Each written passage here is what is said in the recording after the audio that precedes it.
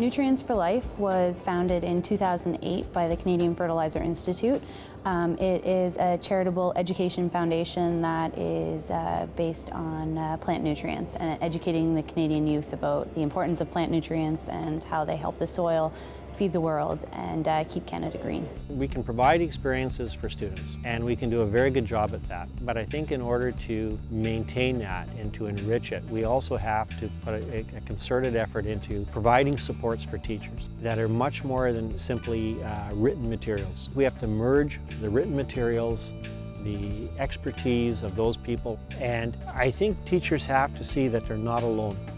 There's quite a few teachers that don't come from an agriculture background, so if you can actually show them and actually bring them hands-on information and have that as be part of the default for teachers, then we've done a successful job as teacher ambassadors.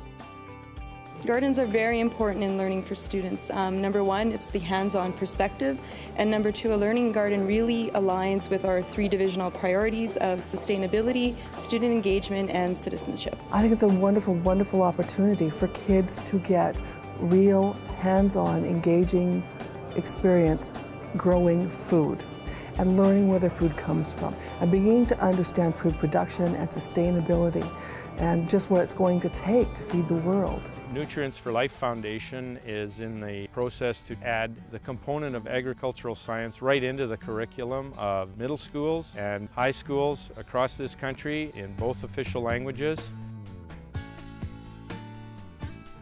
Being out here really does help me understand how everything works and how the farmlands work and the work that the farmers really do. And it's interesting to remember back to my geography lessons and make the connections between what we learned about.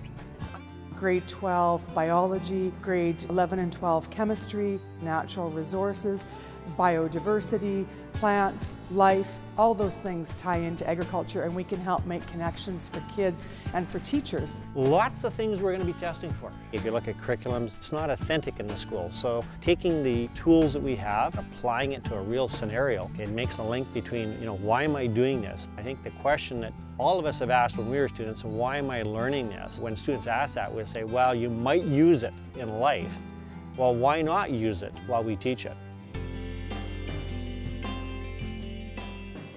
A lot of students will learn just by hearing and seeing, but a lot of them also learn by touching and feeling and investigating. We're testing soil samples for levels of potassium, nitrogen, and phosphorus to help us determine how healthy the soil would be and how good crops would grow in it. I like getting my hands dirty, and it's very hands-on.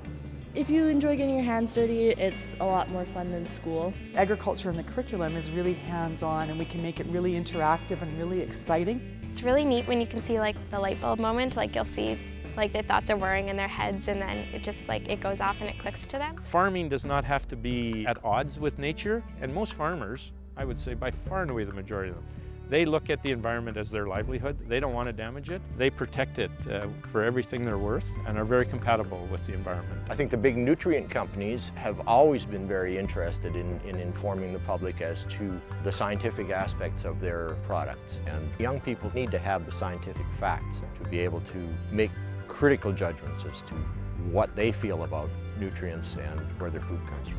It's great to have these opportunities where they understand what farmers are doing to protect the land, to protect the waterways, and these activities are really strengthen that understanding for students, and these are our consumers of the future. And the more that they understand about what we do in agriculture, then the better able we are to maintain our social license to operate. As tomorrow's leaders, today's young people need to understand the issues that are involved in sustainable food production, to ensure that they can make rational decisions regarding food production practices and policies, and the use of natural resources such as water and our farmland. You look at Nutrients for Life and you look at all the partners that we can bring in, whether it be through fertilizer companies and the seed companies and commercial farm, pulling it all together, you're putting a lot of expertise at the hands of students and teachers, and that'll make a difference in the long run.